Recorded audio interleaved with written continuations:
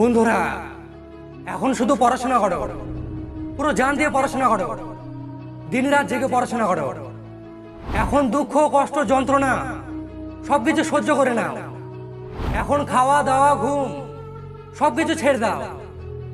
এখন হাসি ঠাট্টা না করে, এখন ফালতু সময় নষ্ট না করে শুধু পড়াশোনা করো, শুধু পড়াশোনা করো। শুনতে খারাপ লাগবে, তবে এটাই সত্য। যখন স্টুডেন্ট লাইফটা পেরিয়ে যাবে আর যদি তখনও কিছু করতে না পারো, তাহলে তখন সবাই তোমাকে নিয়ে হাসি ঠাট্টা করবে। তখন পাড়া প্রতিবেশীরা তোমাকে এটা বলবে যে এর ছেলেটা এটা করছে, ওর ছেলেটা ওটা করছে, কিন্তু তুই কি করছিস?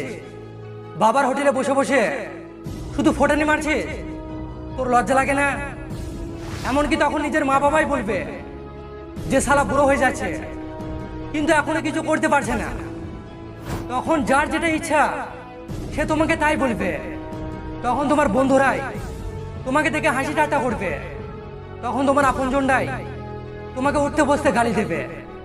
তখন না কেউ তোমাকে দেখবে আর না কেউ তোমার পরিস্থিতি দেখবে। তখন না কেউ তোমাকে সাহায্য করবে আর না কেউ তোমার সাথ দেবে। কারণ তখন তুমি একটা অসফল মানুষ, তখন তুমি একটা লুজার। আর এই দুনিয়াতে লুজারের কোনো জায়গা নেই ভাই।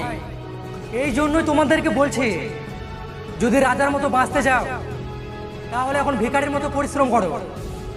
এখন পড়াশোনার কষ্টকে সহ্য করো আর জীবনে কিছু করে দেখাও।